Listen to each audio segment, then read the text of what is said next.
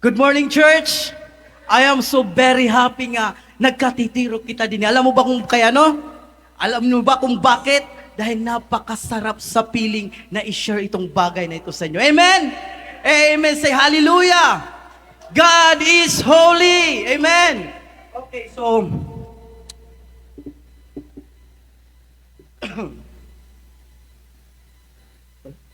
okay.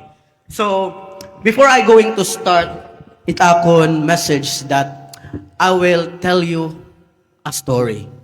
This story is true to life story. There is a young man, probably he's a youth.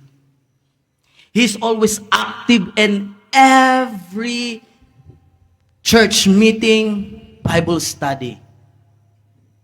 And one day, he prayed to God. And he said, Lord, what is your message to me? And then he opened the Bible.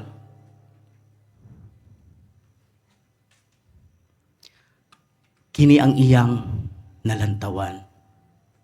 So he said, Lord, ako naman ning nabasa. Nga nabasa naman na ko ni balik.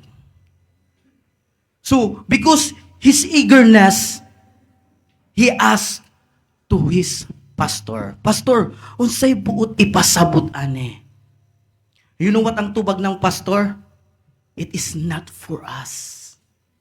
So, the young man, because feel niya na kontento na hiya sa tubag sa iyang pastor, nibaya na lang ni siya. Walay niya kini ipakmutana sa honor kaning word. So let's read Matthew chapter 7 verse 21 to 23. Not everyone say to me, Lord, Lord, shall enter the kingdom of heaven. Notice the highlight. But he who does the will of my Father in heaven. Many will say to me in that day, we do not know what is particular day, that day. It is a judgment day or it is a rapture day. You, Lord, Lord, have we not prophesied your name, cast out demons in your name, and many, many wonderfuls in your name? Then 23 said, and then I will declare them, I never know you, depart from me. Notice the highlight. You who practice lawlessness. Ay, sayang putol, no? Nasa ibaba di ay. Klaro? Okay, so, have you experienced your boss, either in a business, or in a work, or even taas-taas sa imo ang ranggo? Have you feel nga gikasab-an ta nila? It's too painful, right? That boss say to me, because of your such a lacking to him. But how much more the boss in the kingdom of heaven saying this to you, depart, I never know you. That pain is too much, cannot bear, my brothers and sister. Ngano nga, mao nga gidalata aning klaseng topic because ganahan ang Lord that we go serious in our service to Him. Amen? Amen. Bear with me. Nanguhog ko. Grabe kaya. I feel hot. I feel burn in my heart, brothers and sisters. Last Sunday, our nurse teach us, di ba? But the next Sunday, katunganing Loki, sa to? BHW. Ang sa gihatag niya ang sinisiring deworming. But guess who I am right now? I'm standing as a doctor. Hallelujah! Yes, you know why? Why a doctor? Because God gave you a vitamins for your soul. Amen? A vitamins for your spirit, for you to grow. Amen. Okay, so, Nangurog bitaw ko, anyway. You know what? Pag-siri ako prepare, sobra ako kabado. Pero kabado yan is because of excitement. Let's question this. Na ako'y mga gin-interview ng mga kaigsuunan, I know them, maram to hira. Alam nila kung sino sila. Because I am a type of a preacher mo search kung asa na banda ang iyang heart padoong to serve the Lord. What is the question? Question of the heart. Of course, my brothers and sisters, you will not accepted of this question. Amen? Amen! Question of the heart. Let us be true and honest to ourselves. Are you ready? Amen. Mura pag kuan announcer sa kuan, boxer. But I love this time because God is giving us this day victorious. I will tell you, I will guarantee you that this is your deliverance. Are you holy? You know what kaganina? Sa pagsamba na to. By the way, I'm very, very thankful for kanimo mga worshipers and the leaders. You know why? They go deeper into their heart para ma-deliver nila ang perfect service to Lord. Amen? Now, this is the question. Please keep your answer into your heart because later, He will ask you for the second time the same question. Nangurog dito ako eh. Ramay no makanay. Grabe. Grabe. Ay. Okay. It is easy lang. At my topic is consists in 3 segments. Number 1, Vitamin E. God is holy. Say, God is holy. Amen. The number 2, marasagyap. It's a vitamin. God made us holy. Amen. And the number 3, God commanded us to walk holiness and righteousness. Hallelujah to the Lord. Now, since our topic is holy, let's define holy. In its basic sense, holy means to be set apart. Sometimes you are thinking that holy, you need to strive more and more and more and more, such and such and such ministry. We are striving such and such and such good works. But we forgot the basic sense of holy. Amen? That's why don't misunderstand me. I do not say ministry and good works is bad. I never say that. What I am going to say, if that case is your foundation that you want to say to yourself and to God, I am holy in front of you, Lord, it's wrong. Well, murag artista yan. Naog, saka. Grabe ko doy. Maybe because the tense of the heart na naasa ako. Ang iba doy. Okay, so, holy translate literally to apartness, set apart, and so on. Okay. My brothers and sisters, sometimes you hear, maybe, when I am going to speak to you, maybe you feel that word strike to your heart. My intention is not to hurt you and destroy you, but I just want to help. As God said, He will rise up. Amen? Amen. Murag good bitaw artista, no? Manang singer ba? Manaog. Okay. Pay attention these 2 words because this is very, very important in the word that we're going to be shared. Amen? Oh, ano man nakita mo kamo sa akong ni sinina? Ha? Unya na niya, ako yung explain sa inyo ha. Okay, so holy means describe a state of being.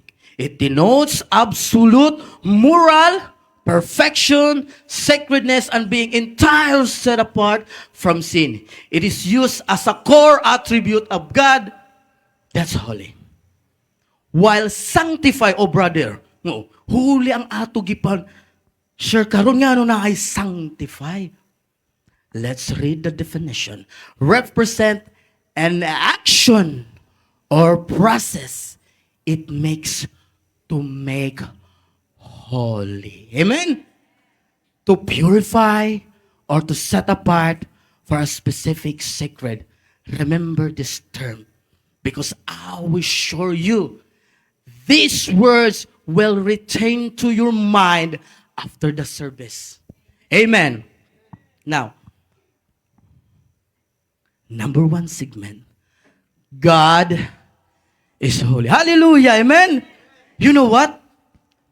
You, and I, God, is holy. No, God never change. God is still holy. Aba, may na ako'y napansin ron. Murag na akong Amerikano. Nagasulti og English. Nga naman, by the way, base mo malibog na ako'y 4 language. English, waray, Tagalog, o karong inyo man ako gin-adapt, bisubuan naman pud ko. Pero base unya magalisod ko, pasensyahay na lang ta. Okay. Well, let's define first God holiness. Technically, in theological term, the holiness of God represent 2 core. Duha ka category. Let me elaborate. Transcendency and otherness. The transcendence, kini yung kategory nga, He is God, the Creator. Lahi siya, di ba? Separate, and we are the creation. Just like you now, you are human, and this thing that you've made is a thing. Makita mo yung separateness, dida. And the second one is otherness. This is talk about the absolute purity of God's morality. Nakabantay ta nga lahita, kaya nga holy, di ba? Because we thank God, He is very perfect in all of His morality. Amen? Just, dili pa daw ta. Kay kita, mukwanta og depart ta sa maayo, muadto ta sa sin. Ba? Okay. By the way ha, this water is not art. Giubo bitaw ko. Ang kaaway, magbuhat ko duglae, basa.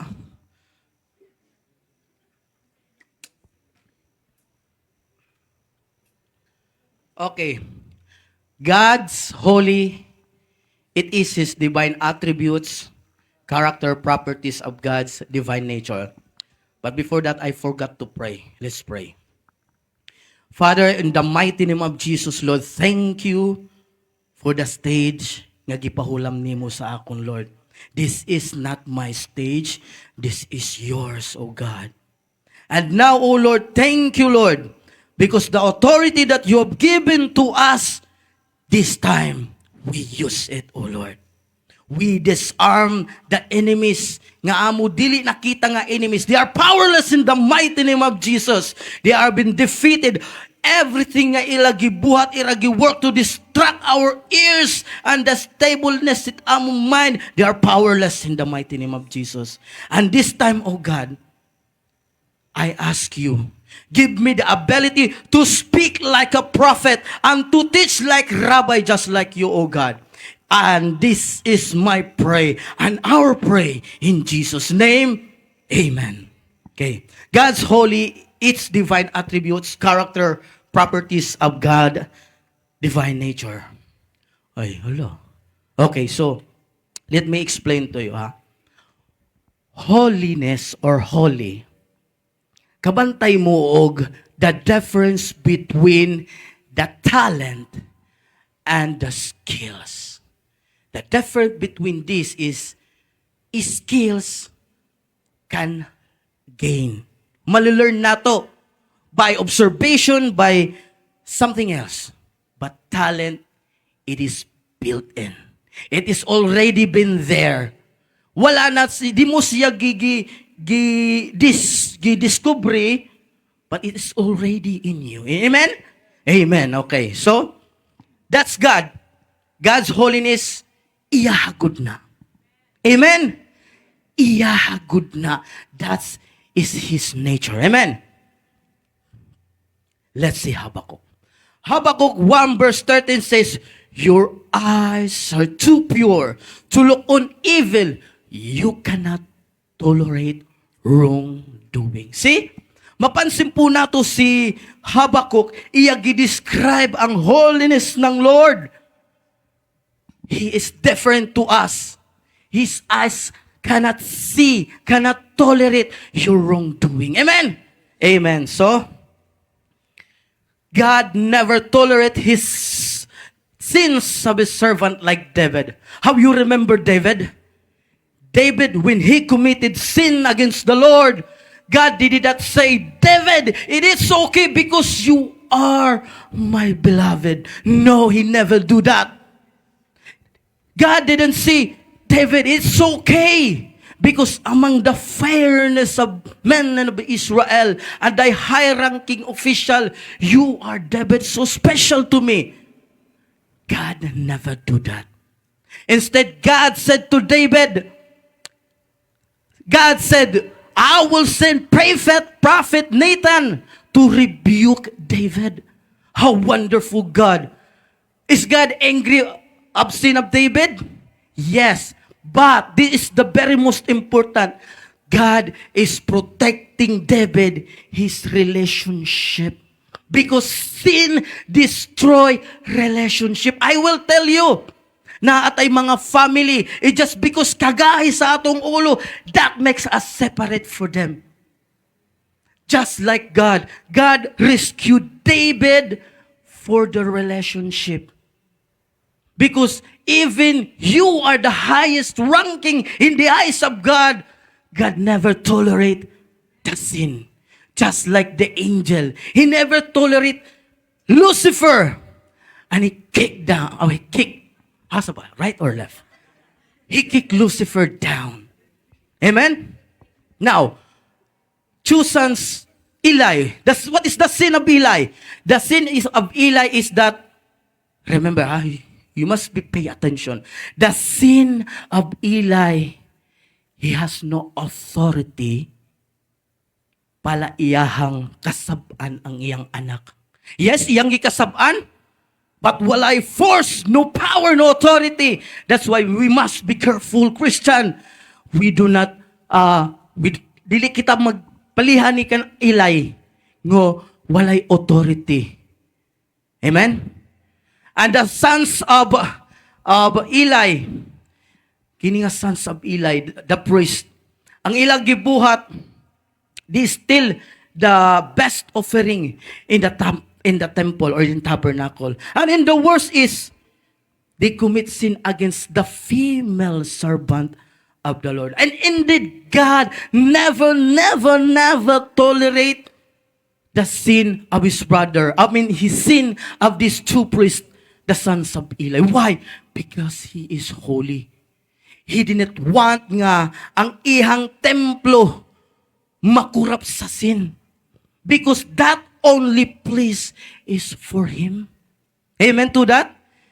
Even this time, you and I, owned by God. And He never tolerate us. Amen? Now, in the churches of Revelation, napansin ninyo ang Revelation? Among of 7, one is good to God. But most of them, He rebuked their sin. Just like, you have fallen, your first love. Repent and do the first work. Amen? And now, today, God never tolerate you and I sins. Amen to that. Because He is holy. God is calling us to be holy. Now, when God say, I don't like double, what does it mean? Double-minded? Double Lord. You cannot serve both God and Mammon. He hates sin because He is holy. God never tolerates, never pay attention, or He never even see wickedness being corrupt. Amen? Now, Exodus chapter 15 verse 11, who among the gods is like you? Who is like you, in majestic, in holiness, awesome in glory? So, Moses described God's holiness. See, makita po nato na ang Diyos, igipakita niya nga He is balaan. Amen? Now, even in book of Revelation, the four angels, when John visited the heaven, he saw living creatures singing unstoppable day and night, say, holy, holy, holy is the Lord God Almighty. See, kung mapansin po natin, God never changed. He's still holy. The past, He's holy in this presence, and He is even holy in the future. Amen? God never changed. But this is the good news. Amen? Would you like to hear a good news? Okay. The good news, God and the Bible has a good news. Are you ready? Amen. God made us holy. Hallelujah! God made us holy. Yes, you hear it right. Napakinggan niyo po. Tama po ang narinig niyo.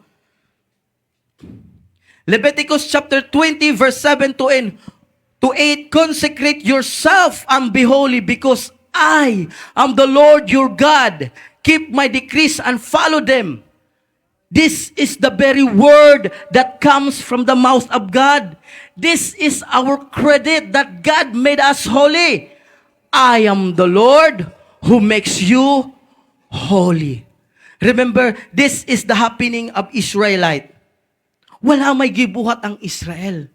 Nga anuman nga, ingon man ang atong Diyos sa Israel, gihimo ko kamog balaan. Jose, brother, Old Testament lang ito. Ilahan na lang ng ikuan. Para lang inaha. No, you're wrong. Because even in New Testament, God made you and me holy. Amen? Amen. Okay, next. Exodus, remember me in Mount Sinai. Now, himay-himay yung tayo ni Mount Sinai, ha? God said to Moses, do not come near your sandals off your feet because the place on which you're standing is holy ground. Remember, there is no special in Mount Sinai before. Moses passing through that place, there is no such time. But when God touches the ground of Mount Sinai, it become holy. Amen? When God touches the ground of Mount Sinai, it become holy. That's why God said, hep, hep, Moses, take off your sandal. Kabalo ka ba? That now you're standing is a holy ground. Amen? Amen. See, even God, that place, He can make that place holy. Amen. How much more we, amen? Hallelujah. Now, isa pa lang to sa account. But on some points, I have written to you very boldly. Paul is very excited. He's very excited to go to Rome to preach this good news. He is boldly by the way of reminder because of the grace given me by God to be a minister of Christ Jesus on the Gentiles in the priestly service of the gospel of God, so that the offering of the Gentiles may be acceptable, sanctified by God. Do you know what is mean sanctified? Sanctified, it is a process. Process, padulong, mahimog balaan. Pag ma-finish na anan niya, ang tawag na is sanctified. Amen? Ang proseso, nahaka na sa proseso. And then, when you reach that point, kay ang point is the objective, the end point there is to make holy, to be holy. Amen? That point, when you reach that point, you are already holy. That's the meaning of sanctified. Hallelujah! And this God made already us holy. Now, let's define. Let's divide para maintindihan nato. An action or a process that fulfilling the state of becoming holy is called sanctification. Let me repeat again in Bisaya. Ang buluhaton o proseso mismo padulong paadto pagkabalaan ang tawag na sanctification. The process, kabalo mo, nagjogging na ka, ang tawag na sa process, pala mahimog balaan, is sanctification. But when sanctification meets its fullness, its requirement, completeness, it is now called sanctified. Amen? Ang end point po anong end point ng sanctify? To make what? To make holy. Just remember, the end point, the goal is to make holy. But when the sanctification complete it, the requirement, the fullness, nagmeet na jud sila. Ang tawag na ana ay sanctify. Ang tawag na ano? Sanctify. Unsay buot ipasabot sa sanctified? Kana. Glory to God, amen? Kana po ang buot ipasabot sa word ng sanctification, sanctified, and bastahan mo na to. Okay. Romans, tatag-alog, sabi kay, para maduot gud ini sa imuang heart. Gayon sa sulat na ito'y naglakas loob ako. Si Paul is very excited. Just like me, I am very excited to you, my brothers and sisters, to say this to you in good news. Sabi niya, sa ilang bagay, ginawa ko ito dahil sa kagandaang loob na Diyos sa akin upang maging lingkod ni Kristo Jesus at gumanap ng tungkulin gaya ng isang pari sa mga hintel. Ipinangaral ko ito sa kanila ang magandang balita ng Diyos. Ano daw ang ipapangaral ni Pablo? Magandang balita ha. Good news ha. Good news. Magandang balita upang sila'y maging handog na kalugod-lugod sa Kanya dahil sila ay ano raw? Ginawang banal. And na po yan. Amen? And na po yan. I know that there are questions running to your head. I know. Unya na, kaya ako naiput sa slide. And the answer is this. Amen? Say hallelujah, amen? Hallelujah! Let me repeat and repeat and repeat again. Sila ay ginawang banal. Tapos o hindi? Tapos ha? Tapos na po yan. Sila ay ginawang banal ng Espiritu Santo. Aba, brother, ha? Kulang gutim ebidensya. Di ko na kini makatuo. Your evidence is too short. I am not convinced. But wait a minute. There's more. Do you want a receipt from God that He made us holy? If yes, what are you going to do? Murag kamay la siguro ang makuan eh. Mahimog balaan. Dikod ko madawat ni nga. Dili ang tanan mahimog balaan. Ha? Are you ready? Oh my ka, nawa ng mga instruction pala. O sa ito bagon? Hallelujah! Praise God! Woo! Woo! Praise God. You know what? We are so blessed because this is the process on how God made us holy. Amen. This is the process of how God made us holy. Watch this. But before, may dapain patalastas no. But before this, let's define sanctify. Okay ha? Undergoing process to becoming holy is called sanctify ha. Kung baga mag-isip ka, ganahan ko mahimog bala. Ano saya akong buha? That word nga fit saya is sanctify. Remember ha, the goal of this sanctify is to make holy ha. Just remember again, the goal of this sanctify is to make holy. Perfect. But kung naa ka na sa proseso, unsay tawag ana? Sanctification, very good. But kung napuno na siya, na-meet na good niya, natawa na good ni, sanctify.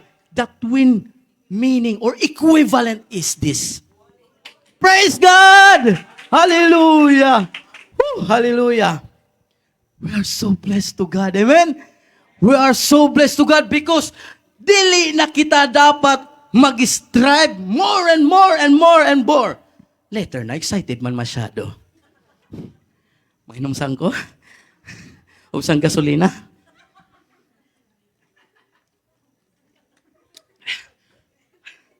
Oh, you know what? I am so very happy. Nga naman, nakita akong bayaw, nag-smile sa ako. Hallelujah, pakpak! Kanang mga ang nawo nga murag, dili maka-smile. Karon nakita ko, nag-smile man sa ako. Bisan din. Hallelujah! Oh. Pay attention to this. Watch. This is the very account.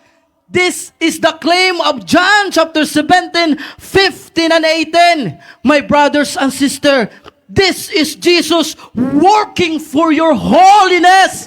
Amen. Let's read. This moment is, I believe, that this happened in Gethsemane. And then, He communicate to the Father. His eyes direct to heaven. He is communicating not just because Himself, but because us. Amen? And let's read the verse. I pray not that you should take them out of the world, but that you should keep them from the evil one. They are not of the world, even as I am not the world. See, nakita nato that God separate us from the world. That's why you have heard Paul, balik-balik na linis si Paul, depart from the world because God is already separated us from the world. Amen? And verse 3, so ba na? Dili na verse 3 ha? I guess it was eaten. What's in there? Okay. Pay attention to the word. Sanctify. Unsay goal sa sanctify? Mahimog balaan. In short, mahimog balaan. Sanctify them through your word. Kinsa iyang sanctify? Kinsa na? Kita them, it's very clear that Jesus Christ said, sanctify them. Balaanon mo sila, Ama, sa imuhang kamatuuran. And look at this, number 5. And for their sake, kaninong sake? Kaninong sake? Let me repeat again. Kaninong sake? Para kanos, nga naman nga nag-sanctify siya para sa iyang kaugalingon? No, this is the very account na atong mahird kan Jesus that He Himself in that time, He is now processing of our becoming holy. Our position today is holy. Hallelujah. That time I am struggling. Well, I'm going to the Lord. I'm still sinning. What will I reach this? What will I reach this? I am set free. I am set free by God. I am set free by God. I thought that holiness is striving more and more. It has already been done by Jesus. It has already been done by God. He said in that word, for their sake, you and my sake, God made us holy perfect. God made us already holy. the, Now, the question comes to your mind, why do I still commit sin if I am holy? Why do I still commit sin? Because you're not read word for word made by Jesus. You are not reading word for word. You ignore. You ignore not to see Lord day by day. And we may make our own way to be pleased by God. But it is not. It has already been there. It's there. Sanctified. What does it mean, sanctified? It is done already. It is done already. My God. It has already been done, my God. It was already finished. Ikabalo ang Diyos, nadili natong kaya ang pagkabalaan. Nakita natin lisod ang mga tao may mugbalaan. But it has already been done by Jesus. Iyan ang niya gibuhat. Kay kabalo siya nga, magalisod ka pagkabalaan. Naigits po natin na. The word says sanctified. Matapos na ang kanilang paghihirap. Makawala na sila sa kasalanan. I am not crying this because I am emotional. I am crying this because God loves us. God loves us. Ay na daw. Ilak man ko.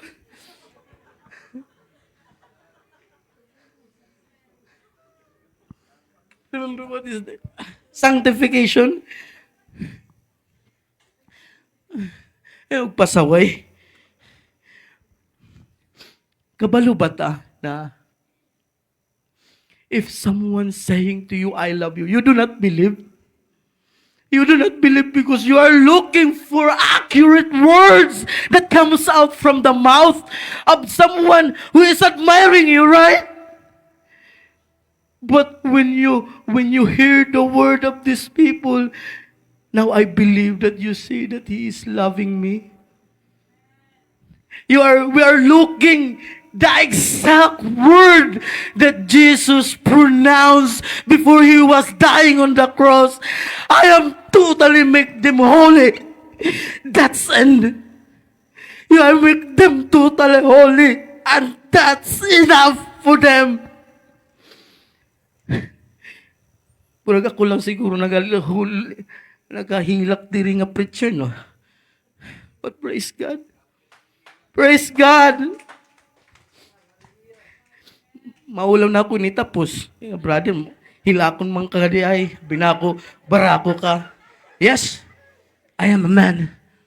But when it comes to God, my heart so soft like a cotton. See, let me repeat again. Inom sang ko.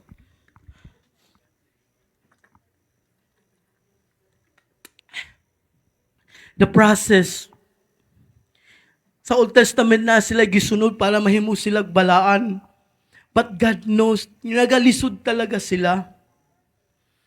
The exact word that Jesus Christ spoke is sanctified. Mahimo na sila. Lantawa now, and for their sake, I am the one who made that process. I am the one who made that para ihatag na lang sa ato. What we're going to do is to receive the holiness that God has made it. Amen? Tapos na po. Unya, maalam ko ka, naig sa inyong pangutana. To ba na, bro? Nga naman nakabuhat akong sala. Wait, God will answer you. We observe that our Lord used sanctify word. It means that very moment, for the sake of our becoming holy, Jesus is on the process. He operates the operation. Amen. Now, Hebrew chapter 10, verse 10. But the which will we are sanctified. What the means of sanctify? Sanctified. Tapos na po. Namit na po niya an endpoint. What does it mean? Okay. Tapos na, hindi pa. Tapos na ha. Tapos na. Through the offering of the body of Jesus Christ, once and for all. Now, 1 Corinthians 3 verse 16, do you not know? That's why Paul reminded us, the church, do you not know that you are God's temple? That God's Spirit dwells in you? If anyone destroy God's temple, God will destroy him. For God, temple is holy. And you are the temple. Hallelujah! Hallelujah! Now, if God made me holy, this is your question, your head running. Why should I still commit sin? Diba? Learn the fact. Gold is precious just like you and valuable. The purpose of refining gold is to remove remaining impurities such silver, copper, metal, etc. This process is necessary to achieve the extreme 99% purity required for high quality jewelry. Raw gold must be refined because it is too soft, malleable, and impure in its natural state. We are just like that. Nga naman, because when God purchased you, you are just like gold. Needs to refine day by day by day. That's why nga, pag makakita ka sala, nakaingon ka, di na naman si sala, iyan naman ako, sungog. No. It is that time that yourself, God exposing that sin, that you may repent, that your daily life is being aligned with your position today. Amen? Now, in the same way God sees you valuable and precious, God refined us like silversmith, purifying precious metals through trials, suffering, and the furnace of affliction. He applies heat to break down hardness heart, strip away self-reliance, and surface hidden impurities like pride, sinful habit, ultimately shaping us into the image of Christ. The ultimate goal of this spiritual process, for you to know, we are in the process. Tapos na kita balaanon ha? Ang ato nala is that when God rewarded us this position holy, we should be act like holy. Remember that definition? You may set apart those things because it's not belong to you. Amen? Amen. So, try to imagine, nag-a-adapt ako og bata, diling ining bata maka-adapt sa akong way of life. But by and by, day by day, God is shaping you into His image. Amen?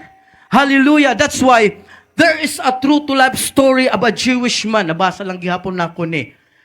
Diha sa iyang nabasa na ay, he set like a purifier gold. Nuad to siya sa magburuhat og gold. Iya pangutan, unsay imo pakaila that gold is refined. And what unsay tawag na? The goldsmith say, it's very, very simple.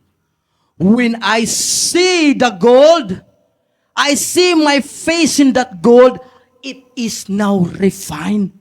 My brothers and sisters, you, God, God is refining you today because one day when He see you, He see His face. You are refined, my brothers and sisters. Hallelujah! Dako man akong boses, oy. Huwag nakaon og microphone. See? Malakay, but who can endure the day of His coming? And who can stand when He appears? For He is like refiner's fire and like fullers. Di ba, kabalutan, nakapansin ba ta nga, naanata diha kay Lord? Feeling nimo nga, murag nagalisod man para sa imo ang mga experiences. No, gire-refine lang ta ni Lord. That we can endure everything in the name of Jesus, in the name of God. Amen? Amen. Inom sad na.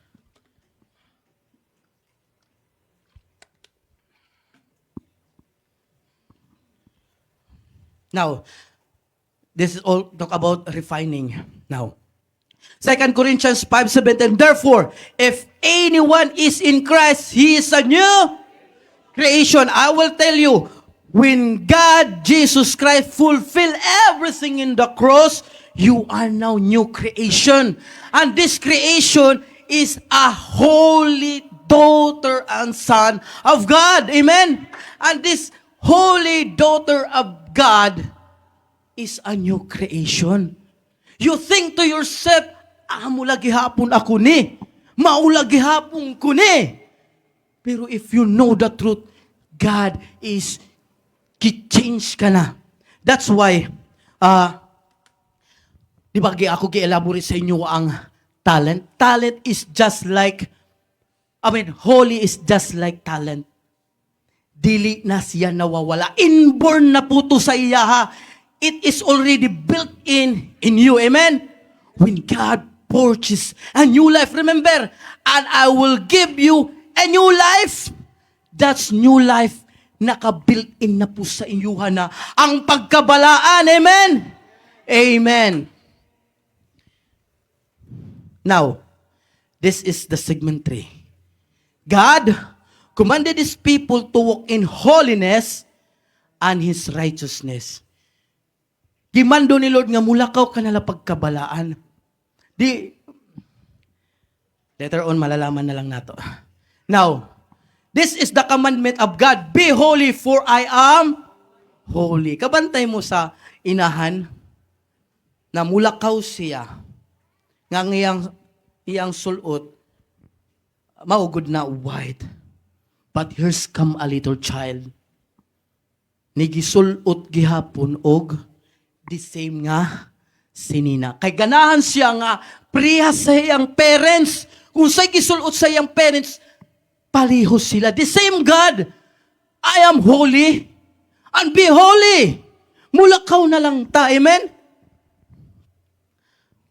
Now, Leviticus chapter 20 verse 26. You shall be holy to me, for I, the Lord, am holy and have separated you from the peoples that you should be mine. Okay? Now, if God made me holy, this question to your mind, right? If God made me holy, why? He commanded us to be holy. And here's the answer.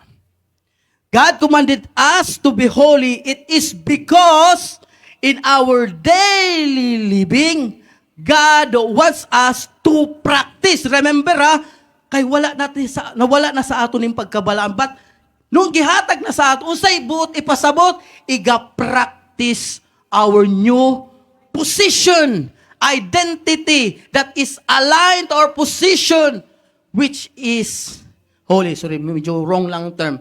As holy. Amen? Ipinapaak na lang po sa ato. Igipapabuo. That's why we don't have the right to judge our brother. Wala tay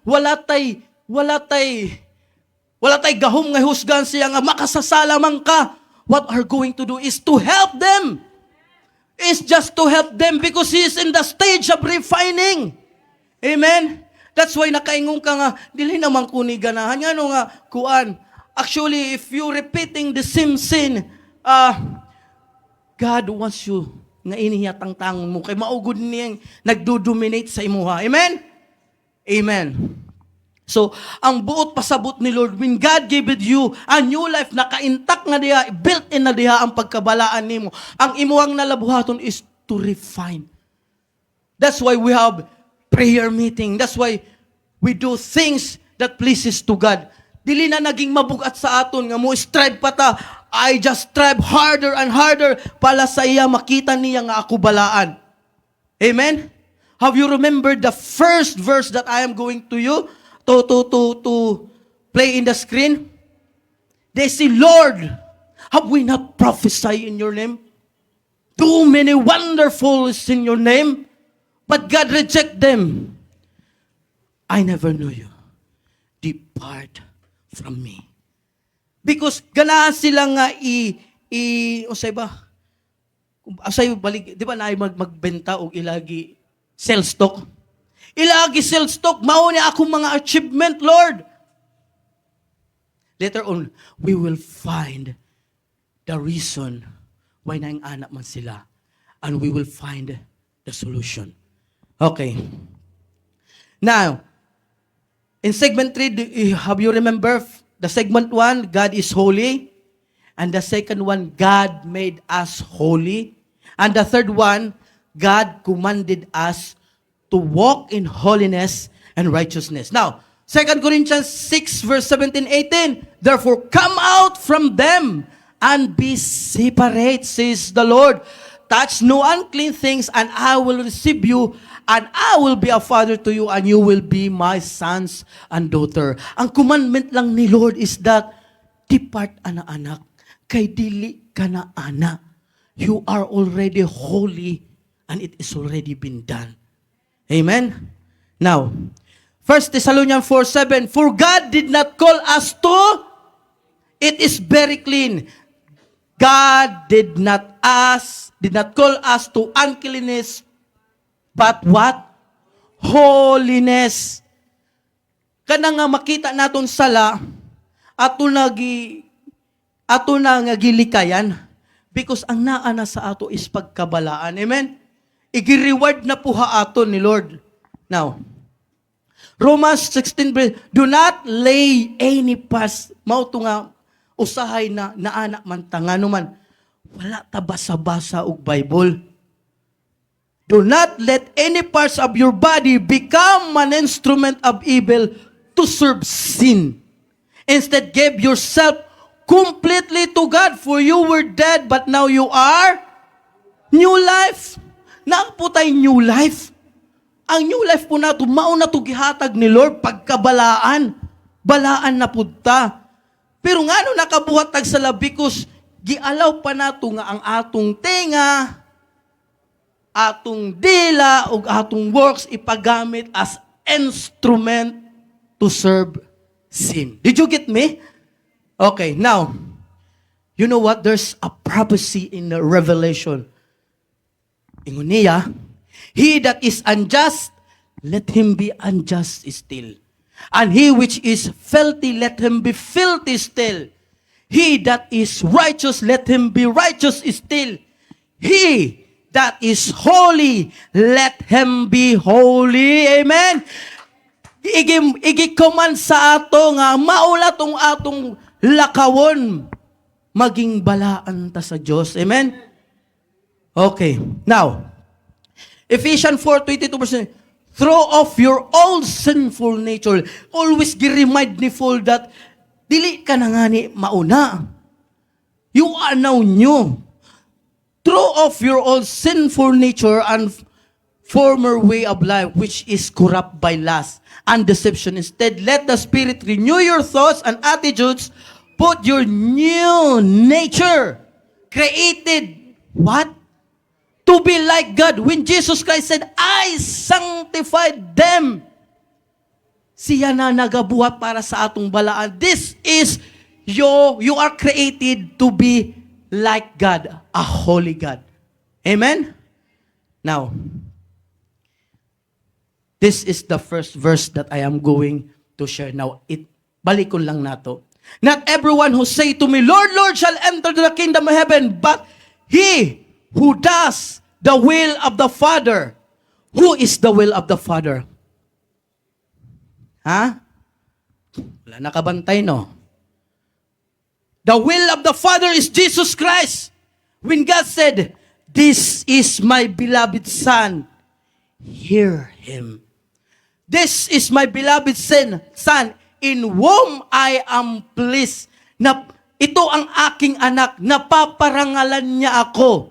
Makinig kayo. Amen? Ang lahat na ginawa ni Jesus Christ, isa sa mga ginawa ni Jesus Christ ay gawing kang banal. Tama? Gawing kang banal. Pero, ang utos ni Lord, magpakabanal. Pero, ang ginawa natin, nag-practice sa lawlessness. Amen? Ayo, gutom na siguro ako ng igsuon. Okay. God commanded them to practice holiness, not to practice lawlessness. Amen? Okay. Now, what do you think is the reason why God reject these people? Nga naman. Unsay reason nga naman nga wala sila maka-enter sa Lord. Because the Bible said, do not be deceived. Doing this such and such, you cannot enter to the kingdom of God. What do you think is the reason katungag-ing na ni Lord, depart from me? I never knew you. Di nyo, napansin po no, I never knew you. You know what? When you say knew, nakaila ang Lord. Mailhang ka ni Lord because you are the image of God, not just only by the physical appearance, but by the character of God. Amen? This is the reason, my dear. Strive for peace with everyone and for the holiness without which no one see the Lord. Maupo ni ang reason. Kung dili ka balaan, never mo makita ang Lord. That's why dili nagilisod ni Lord. He already fulfilled that holiness just for you.